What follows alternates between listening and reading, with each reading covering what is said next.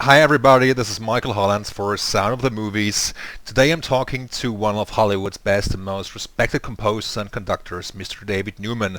Over the past 3 decades, David has written both iconic and high-quality scores for films such as Throw Mama from the Train, War of the Roses, The Mighty Ducks, The Nutty Professor, Matilda, Anastasia, Galaxy Quest, 102 Dalmatians, Ice Age, and many more. As a result of that, he has been nominated and won numerous awards. Besides his busy schedule as a composer, over the past several years, he has also conducted several films, live-to-picture concerts across the USA and Europe. By doing so, he has not only made large contributions to the world of film, but he has constantly shown to the world that film scores indeed have an afterlife. Welcome, Dave. Thanks for having me. Sure. David's first question: of all the scores you've written in your long career so far, which one do you think was the most challenging? I think probably the hardest one for me to write was the Josh Serenity, the Josh Whedon film. That not that there haven't been others that have been hard, but that took a long time for me to figure out. I figured out some stuff initially pretty quickly, but the main theme and sort of the tone of that took a really long time to figure out. Okay, I remember Serenity. I'm pretty great score actually. Yeah, the main title, I think I did 17 or 18 different versions, Okay. completely different versions, and I just couldn't solve it until I eventually did solve it. I did have the other film that was really difficult for me, actually, come to think of it, was the first Nutty Professor film. Yeah. That was very difficult in a different way, but uh, that tone was very difficult to find. Or there was a couple of cues in particular that I had to do over and over and over again. But you learn how to deal with that. Sometimes a director, you just get into this rut, and the director's not very willing to they sort of start saying no all the time to everything. So it might not even be what you're writing. It's just the space that they're in with the movie. A lot of times it's not even really you. It's for me, like Serenity was more. Was trying to find the tone, the correct tone. The other thing that I mentioned, the Nutty Professor, I think was the director and I just sort of coming together on what the tone should be. We kind of ended up sort of almost where we started in a way, just with the little tweaks here and there. So they were different in different ways. One was more of a personnel kind of problem, and one was a real musical problem. Absolutely. I mean, it's always a difficult process, finding the right tone, as you just mentioned. Of course, working with the producers, directors, then the spot and tell session and all that procedure. So it's pretty difficult, I believe. But what usually inspires you as a composer? Do you read the script, or is it a rough cut, or usually the conversation with the director? It can be all of the above. I mean, the script thing, really, a script isn't what people think a script is. It's just kind of it's almost like a rough outline of what the movie is gonna be. We all learn early on, after you do some films, that the script just is never what the film is going to be. So you wait until the film is cut and you talk to the director. And my process is just to dive in and finish a cue. I don't like to mess around with. I like to go in and do a cue or a few cues, and then send it to the director, and then get feedback, and then it starts to clarify what it's going to be. A lot of it is a lot of the best feedback is the negative feedback. Okay. It's meaning there's so many choices.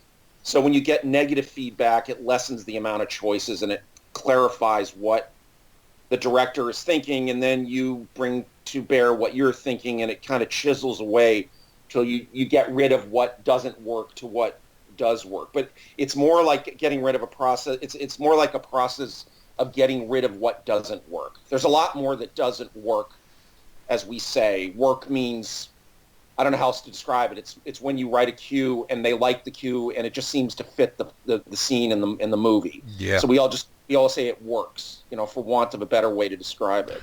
So a lot of times it's finding out what doesn't work first. Sometimes you hit on what works, but a lot of times it's finding out what doesn't work, and then you get closer to it. Oh yeah. I mean, I tend to believe that if somebody says I don't like this cue, it also presents an opportunity to write an even better one. Yeah. If somebody comes along and says, well, I love it, and they love every cue that you did. I mean, that's a great thing, but eventually, at the end of the day, you might miss the opportunity to write something or to grow as a composer. Right.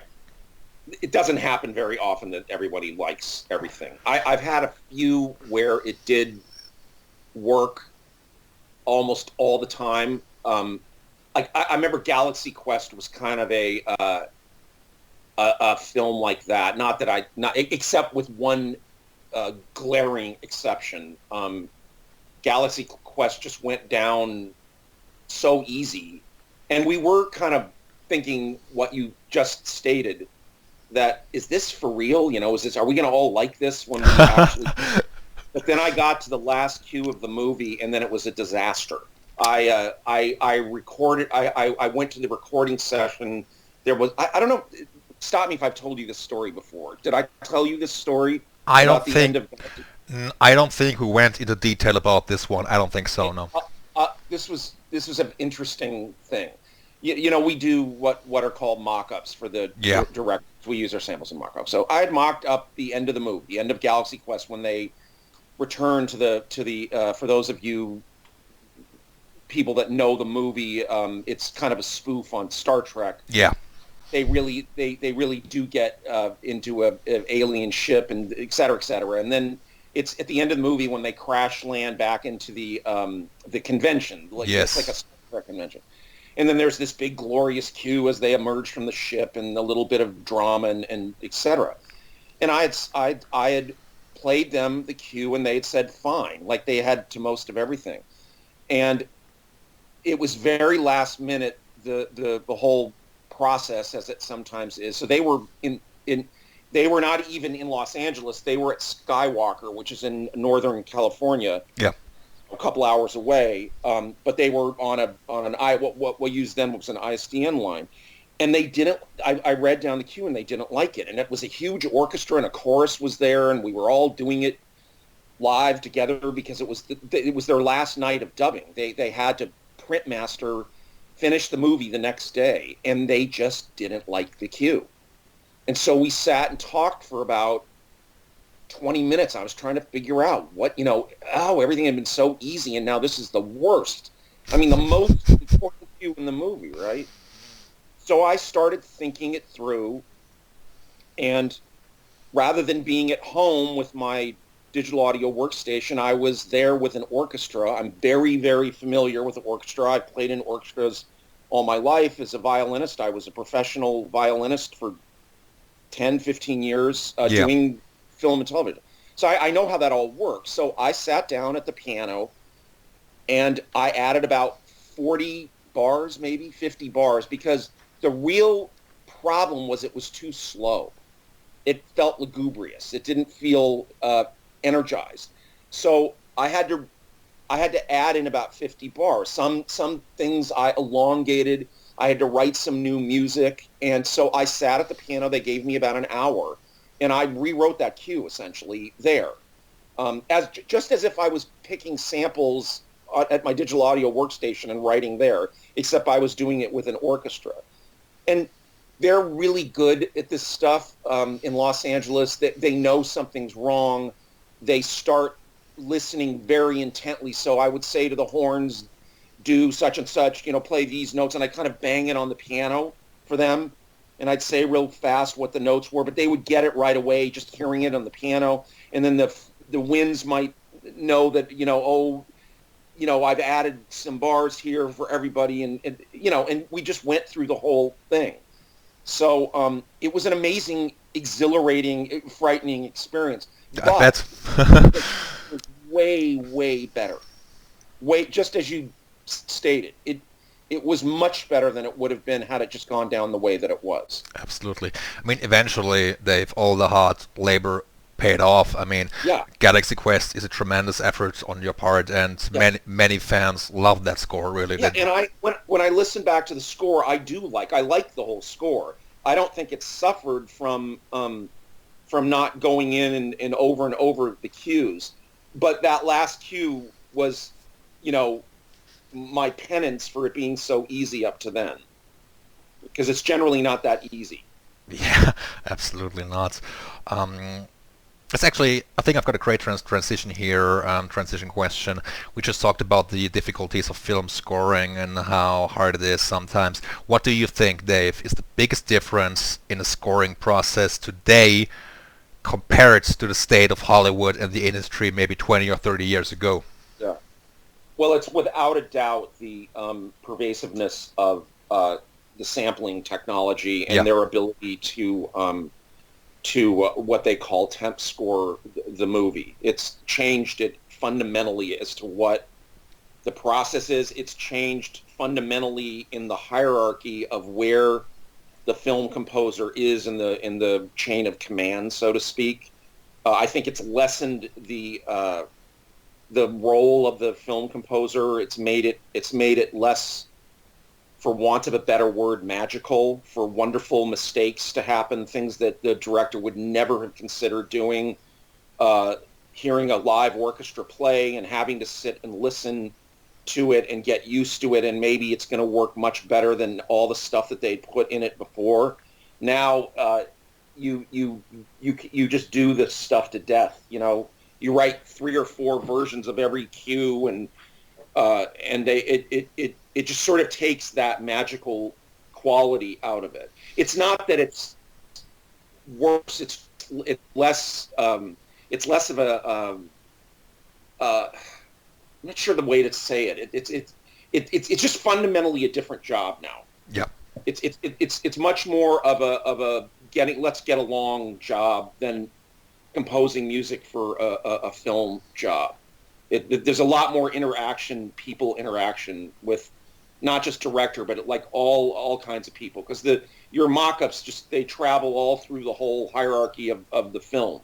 Yeah. If you figure each film has its own sort of hierarchy, and Yes. everyone has to weigh in. And it didn't used to be like that, because you really couldn't fundamentally play the cue for anybody.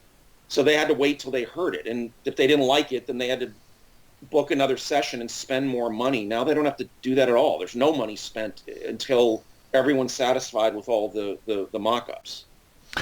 So, you know what I mean? So it changes. Sure. It changes the danger level of it. Yeah, I mean, well, the mock-ups, as you just said, have become pretty common, and I think the hierarchy might be also a big issue, because those mock-ups obviously have to get approved by producer or director, and worst case, I mean, the studio executives have to approve them, maybe.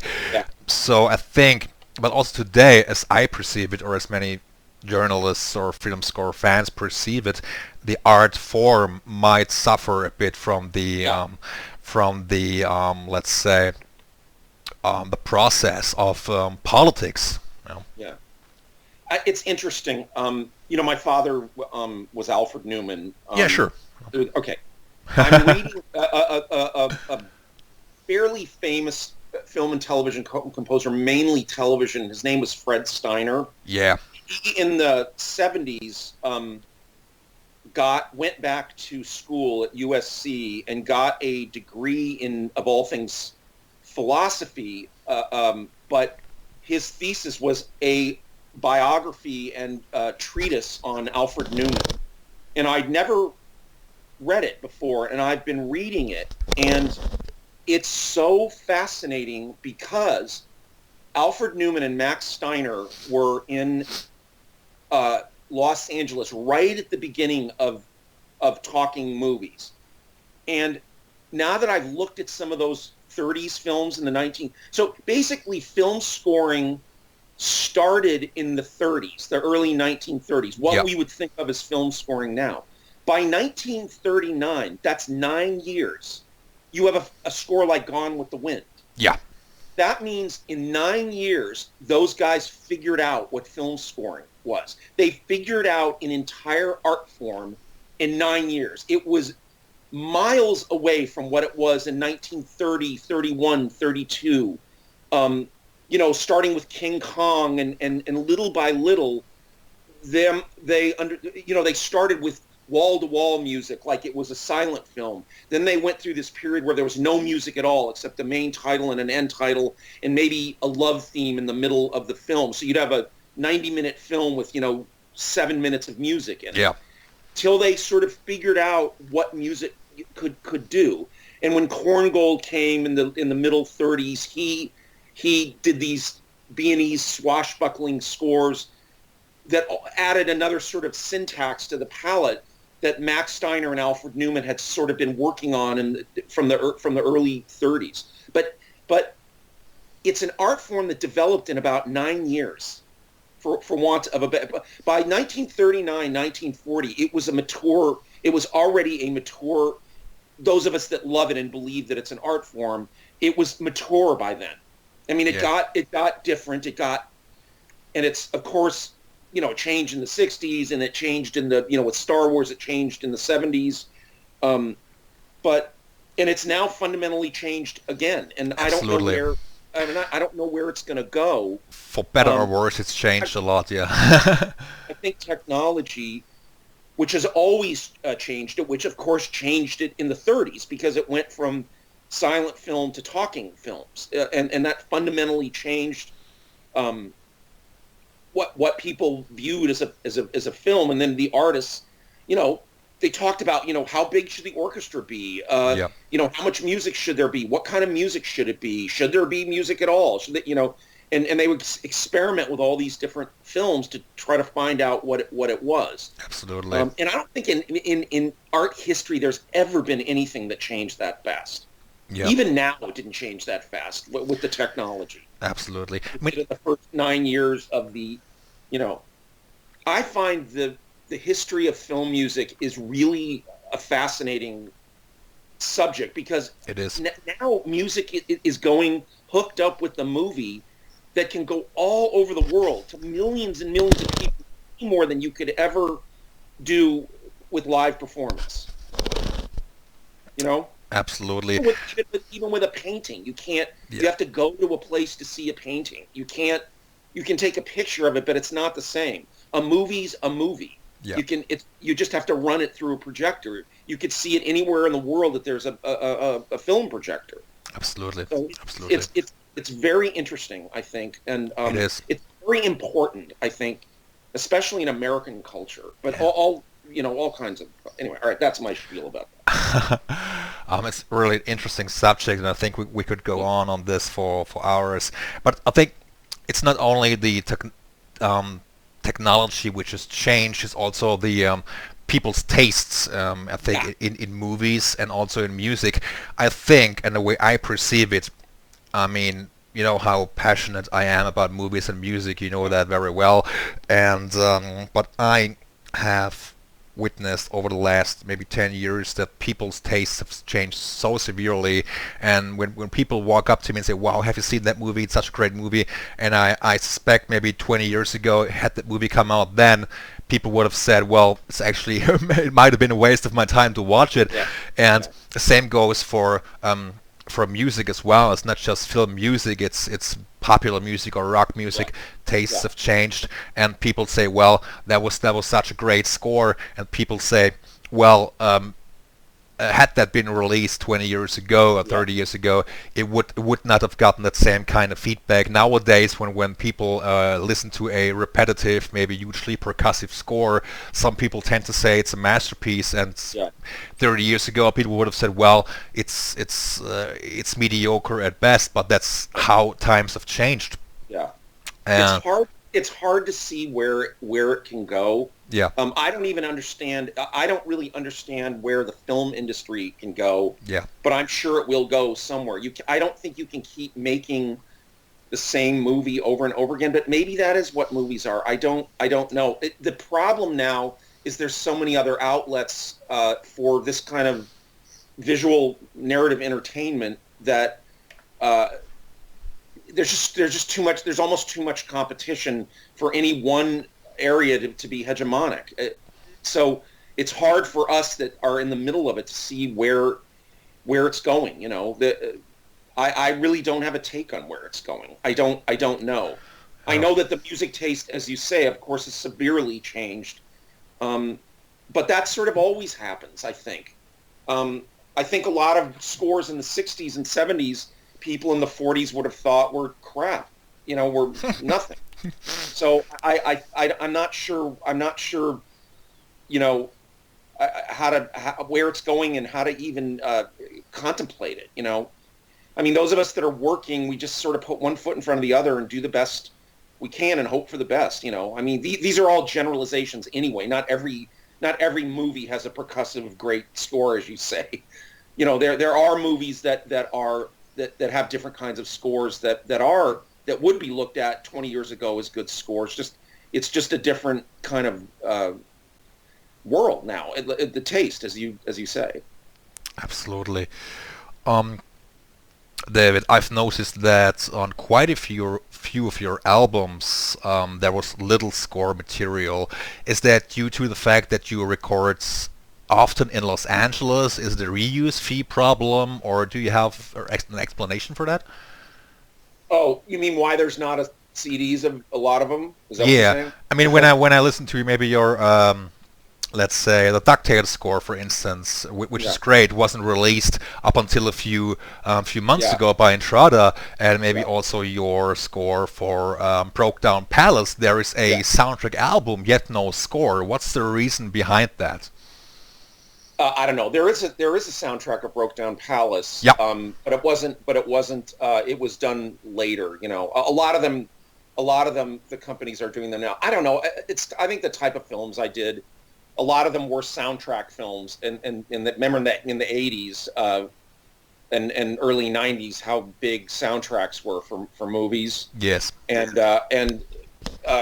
So I mean, you think of a movie like The Bodyguard that Alan Silvestri did, and that song. Yeah. I mean that was like the height of that era, and so they put out basically a soundtrack album with a few cues on it. One cue, actually. What? There was one cue, actually, the theme of The Bodyguard. That was... Yeah.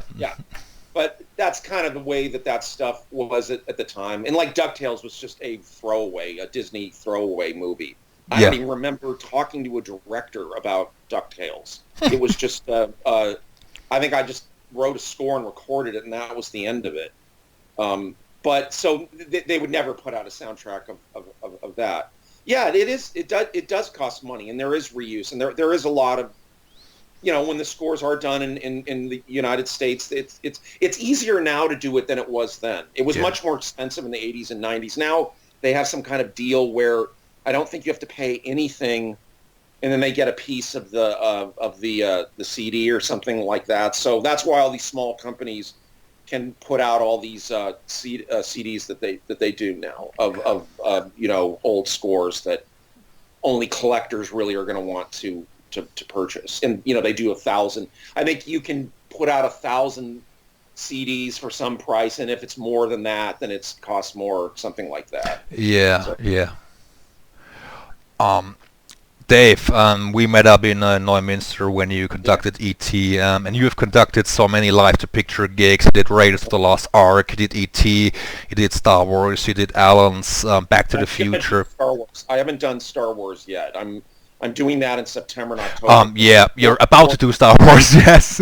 I'm trying to learn. There's very interesting looking at that score. That 70s swashbuckle score, how different that would be scored now. How different it would be. Absolutely. But how do you actually prepare for a live-to-picture concert? I mean, when I saw you in Neumünster, I've noticed the screen in front of you at the conductor's podium. You not only have to worry about the notes and the conducting part, but there are these colored check marks which you have to follow. Could you tell me about that process a little bit? Well, the problem is you want to stay in sync with the movie. Yes. So bar 40 of a cue needs to happen at an exact point in time, because the movie is never going to change. It's going to always be the same. So you want to stay in sync. So there's a system that's called the Newman system of lines that go across the screen and flutters. And now that it's computerized, you can color the screen. You can do sort of anything you want, but it's all in service of you staying in sync with the movie.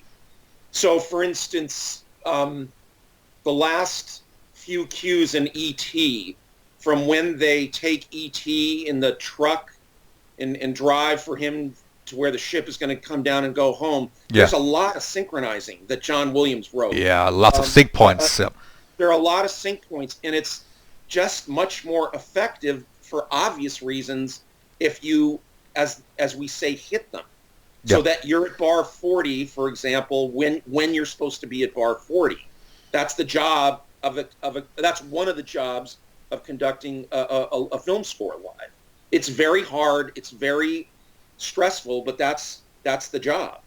And you do the best that you can. Some films are easier than others to synchronize. Much of E.T. doesn't have all that much sync, except for that whole last sequence.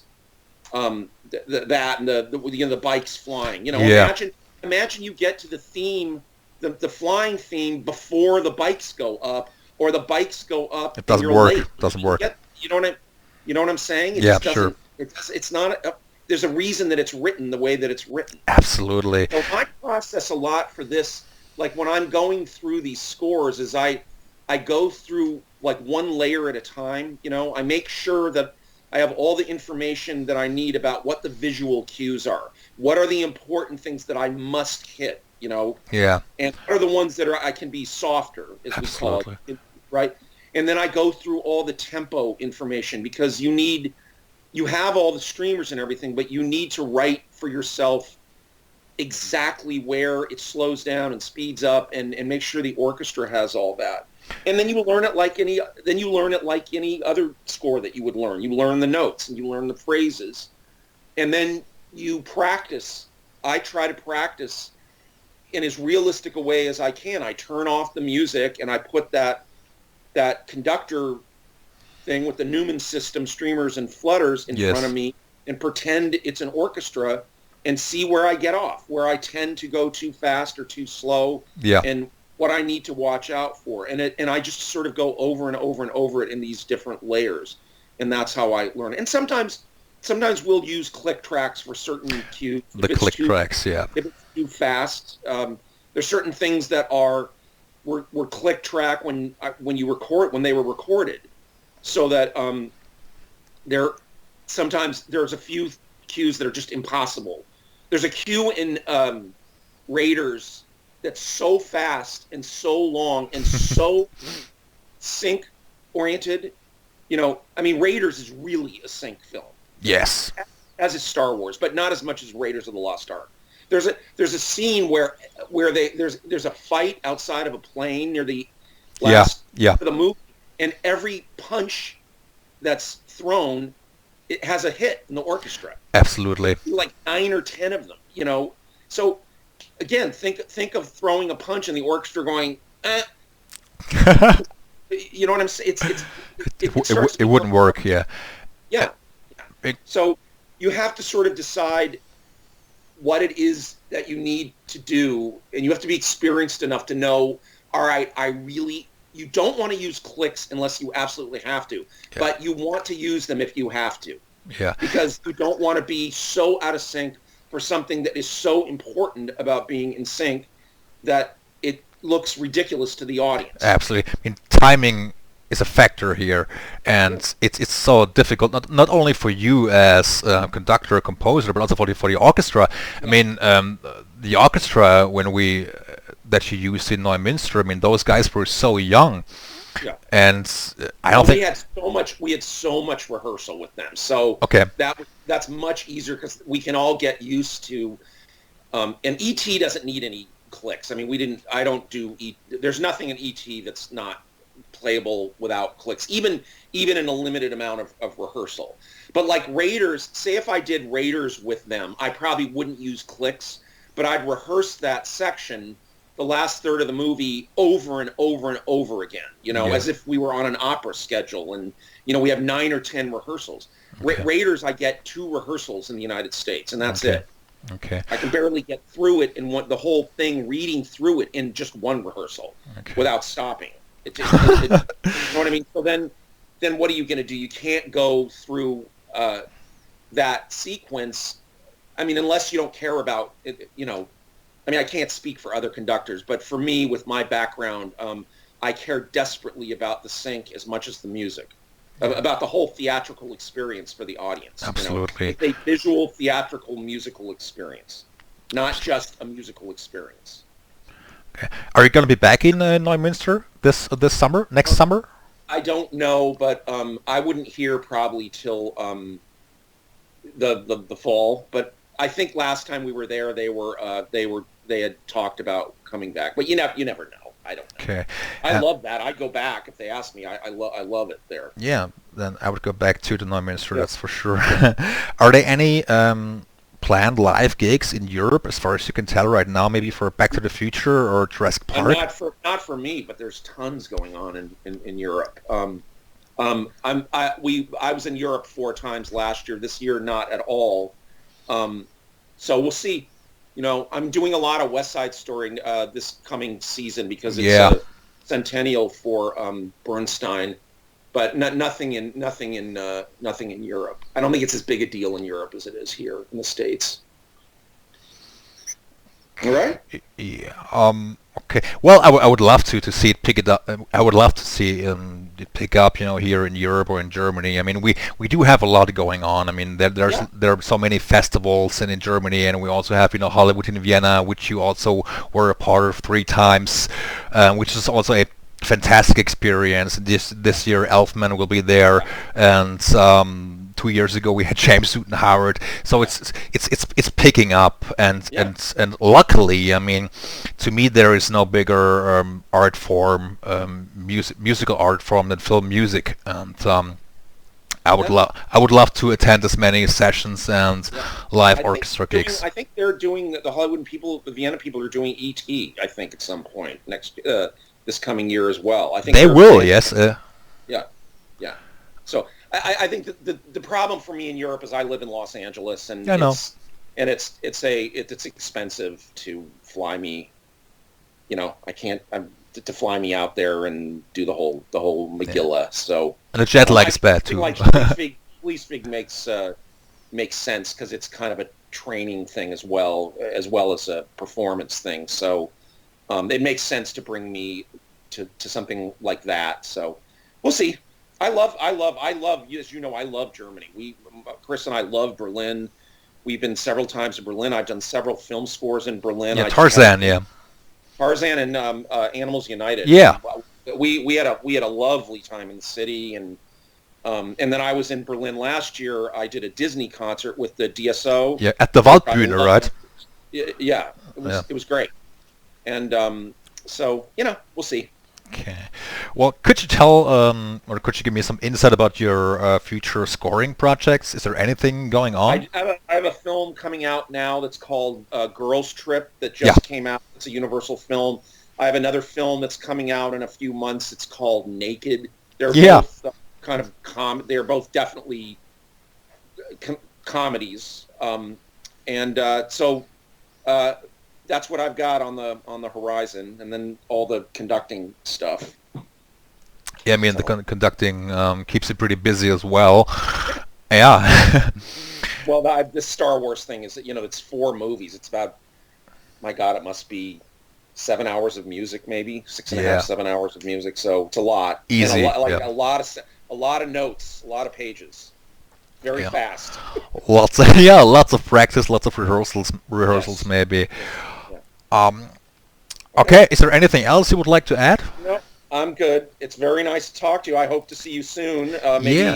Maybe in Neumünster. I don't know if we're going to stay in Neumünster again. Maybe we'll stay in somewhere else in northern Germany when we go. Check out another part of the state there. Yeah, but Neumünster it's nice, but it's quiet. It's quiet. Yeah. It's just right by the venue. Yeah, anyway. it's so close, just down the street. And we love Hamburg, and I'm desperate to see the new hall in Hamburg. Yeah, the Elbphilharmonie. Yes, it's a pretty hot venue. I mean, they're selling out concerts in minutes. Actually, I mean, James Newton Howard will be in Hamburg, and he's actually doing 2 concerts in one day, and they're both sold out. John Powell is going to be there, and so it's pretty hot. Yeah, I think the Germans are starting to get used to the fact that maybe film music isn't so bad. They better do. I mean, it's like, well, man, some people still say that film music it's a big niche, but if you think of it, I mean, you might also say that heavy metal music is a niche because not So is concert music. It's yeah. a niche. It's all, it doesn't matter. And if it stays popular, that just sort of, it speaks for itself. Absolutely. So, I mean, it really is an amazing history. No one knows anything about it really. That says this, that talks about it in this derogatory way. They don't know what it is. They've spent no time thinking about it, or reading about it, or studying it, or getting any kind of sense of the complex, nuanced world that is film music from its origin to now. Yeah. There's a lot of really smart artistic people working in the film music, and it's took film and television and that whole orbit. Absolutely. It's a wonderful. There's a wonderful group of people now internationally, all over the world, that know how to do this and understand what it is. Absolutely. I mean, obviously, well, it's such a big art form. I mean, of course, it's not everybody's cup of tea, but neither is, as we just said, concert music.